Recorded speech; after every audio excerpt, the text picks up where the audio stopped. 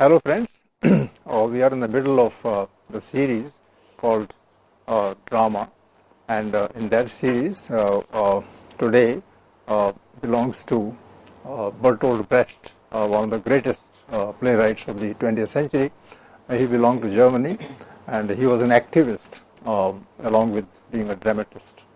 And we have Professor Payal Nagpal with us today to talk about Brecht. She teaches English in the department in Janaki Devi Memorial College, Delhi University, and she has worked extensively on drama. And today's good news for you is that Professor Payal Nagpal also has acted in plays that were written by Bertolt Brecht that will be taking up, and she can give a view not merely about the content that is presented by Brecht in his plays, his language, his use of myth and all those things, but also as something which is beyond drama and which is there in the land of gestures and theatre. So we have that with us as a resource, as a valuable resource of knowledge. Bertolt Brecht should be called an activist in the real sense of the word. That's my opinion, because through drama he was in fact always not presenting but creating a message. Creating message means that he would take help from his own reading, he would take help from the actors, he would take help from the likely audience, and then he would create a scene in which a kind of ideology that was the requirement of the time was formed. I wonder whether Professor Payal Nagpal will agree with the kind of view that I am presenting to you, but I'm sure that she is going to enrich us by her insights from the point of view of drama as well as theatre. So over to Professor Payal Nagpal. Thank you, Professor Prakash, and thank you for your kind words. In fact, I must share with the audience that Professor Prakash has also scripted a lot of plays, and the plays have been written, in the Brechtian style. So I think I myself am looking forward to this discussion today. And I completely agree with you that Bertolt Brecht is, an activist writer, an activist and an activist writer. And I think a classic example of this would be his play The Mother, and based on Gorky's novel with the same title. So to look at this journey, I think to look at Brecht's work and to look at his life, I think that carries within it the rationale, the germ of I think a lot of his writing and really speaking the kind of social conditions and the political climate of Germany. I think all these things kind of really speaking went into the making of Bertolt Brecht to be the kind of writer that he was. So if you look at some brief details, Brecht was born in Augsburg in 1898. And he studied in Munich, and it had a long, it has a very strong left-wing tradition, much as, of course, it was also, it later on became the seat of the Nazis. His first play, interestingly titled Paul, was written in 1918. And if you look at it, it means he was just about 20 years of age. And he then went on to Berlin to direct plays. And I think this little bit of detail is important because Brecht is a playwright who did not just write plays, but his experience of direction, his experience of the stage, it might not always have been successful, but his experience of the stage really went into the kind of plays that he wrote and into, I think, a very fine piece on drama itself, on what drama should be like, titled A Short Organum for the Theatre, which he, of course, wrote much later. But I think this interaction with the stage, this interaction with, for instance, the use of music, the kind of direction it should be, what should the stage be like? I think these are important aspects that Brecht's association with active theatre, in this sense, really kind of led to a style of writing which evolved over a period of time. We, of course, associate the very famous epic theatre with Brecht, But it is not as if it happened overnight. I think his early plays are quite different. And it's when he writes around the late 1930s, by which time he's obviously worked with people like Max Reinhardt, and he's worked with Irving Piscator. So I think all these factors really went into giving us the kind of plays that we really cherish even to this date, and plays that are taught in the academic world, and plays that I think every theatre group would want to perform. The way you elaborate this point, I believe you are thinking of also Brecht as a critic, and that he was a drama critic, and that he also had a view of the world which was supposed to be reflected in his plays, but he was a person of thought, he was a person of criticism. Would you agree? Yes, certainly. In fact, throughout, if we actually look at, I think one of the most famous works being Brecht on Theatre, translated by John Willey, I think it carries his writings, fragments at times, and we see the change. We see how these ideas evolved over a period of time, and to give us, the solidity of epic theatre as we understand it today. So yes, I completely agree that he's also a critic. And epic theatre, of course, we have discussed it, but from your angle, don't you think it's a kind of a paradox? An epic is not theatre, and theatre is not epic. Yes, I would agree with you, but I think what he takes on from the epic, I mean, the fact that Brecht says that, he rejects the idea of catharsis, he rejects the entire Aristotelian style, and evolves a totally different style, which he takes on, I think, from the structure of the epic, its flexibility, its objectivity, a kind of structure that can span over different periods, and at the same time convey meaning. An epic in which I think the human being is at the center of things, and again, that's something we see in epic theatre. And epics in Europe, particularly Greek epics, they had a lot of poetry there, and there were songs. So he must also be using poetry and songs. Yes, certainly. I think songs and poetry have a very, very important role to perform in Brecht's plays.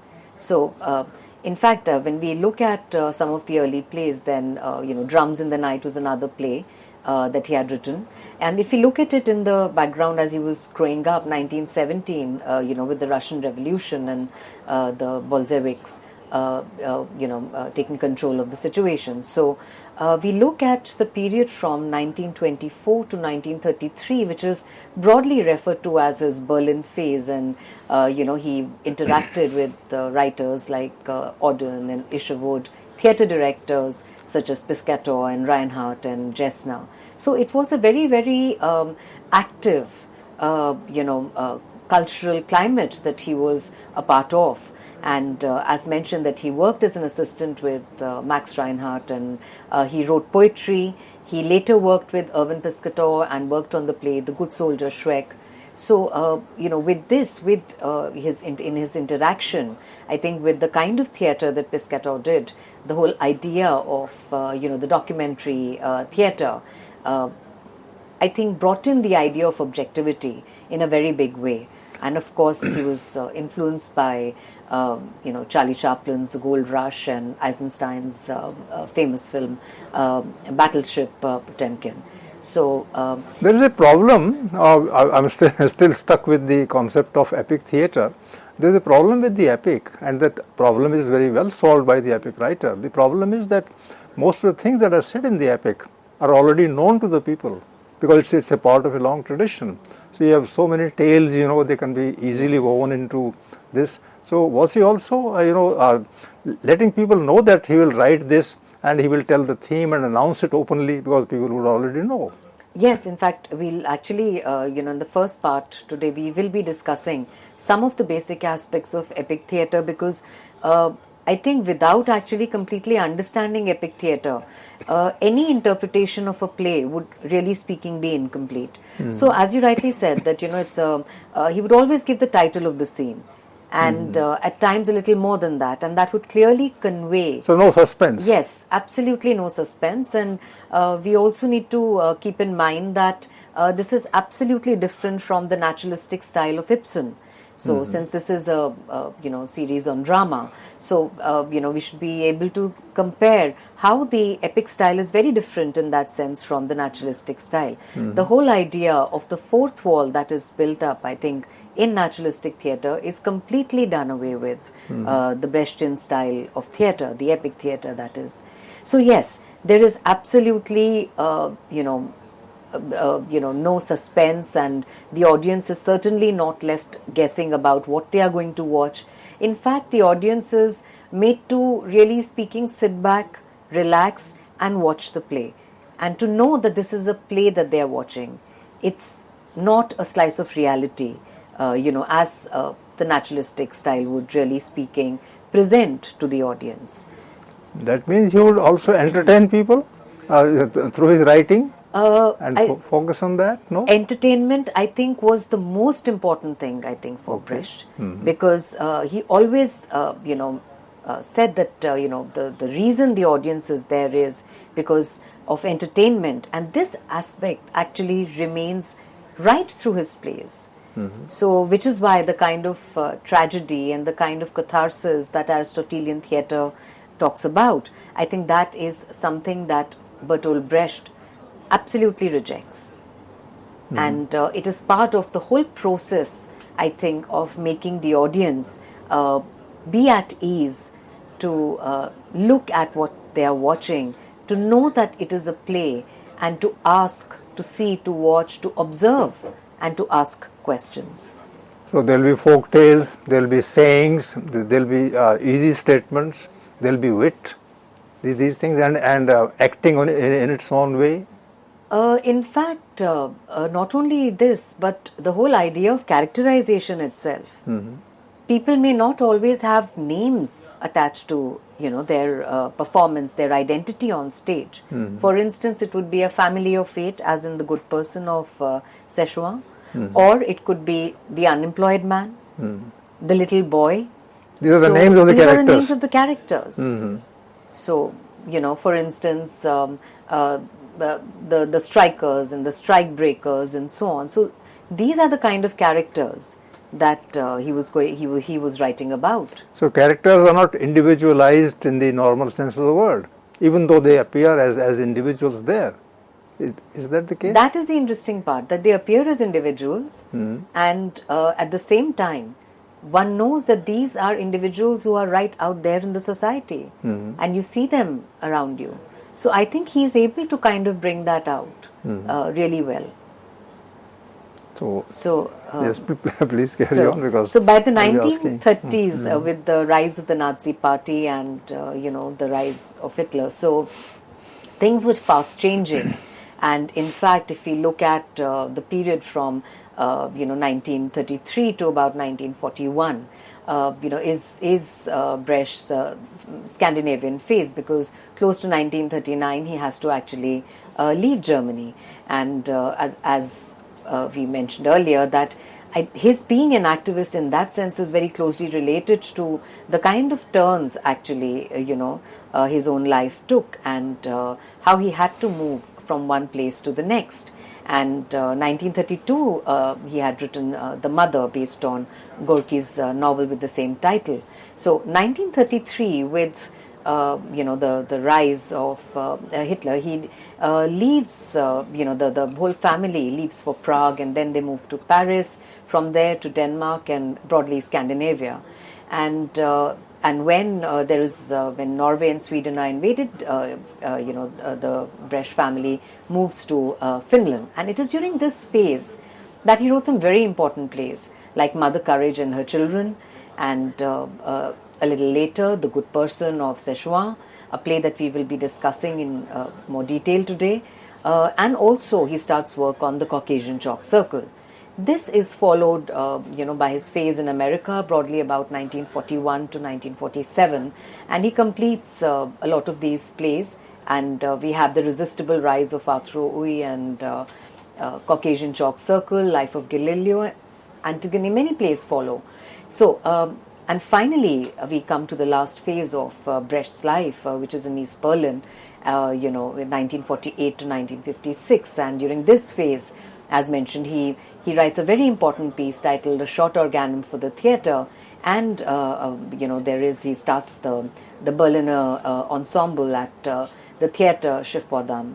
So these were also very difficult times, the Cold War era and so on. So it's 1956 finally that Brecht dies. So today we will be discussing, which is something that we've already been talking about, Brecht's dramaturgy, what is famously known as epic theatre, and in the second part we will be looking at the Good Person of Szechwan and how a lot of, when we talk about epic theatre, how it actually pertains to, how it is brought out, really speaking, in the play. I think one of the things that we spoke in detail about right now is how the style is, absolutely anti-Aristotelian, the breakdown of the fourth wall. What is the implication, really speaking? It means that the actors are speaking as actors to the audience. And the audience, as Professor Prakash mentioned, they are no longer in suspense, and they know, they are fully aware that they are watching a play. They are not peeping into somebody's drawing room, as was the case with Ibsen, but they are watching a play. And the actors are speaking directly to the audience, at times confiding in them, and so on. So in an early piece, Brecht says that he's not satisfied with the way the actors perform, because the performance of the actors it also has to be in the Brechtian style. It's not only that the play has to be there. So he says, suppose the actors have to act a leave-taking scene. They put themselves in a leave-taking mode, conventionally, he says, and they want to induce a leave-taking mood in the audience, ensure that everybody should feel it. Now he says that this is not how it should be. What ought it to be like then, is the question. Is it enough to write a play in the style of epic theatre? Or, he says, how should the performance be? So the answer that he gives is witty, ceremonious, ritual. Spectator and actor ought not to approach one another, but to move apart.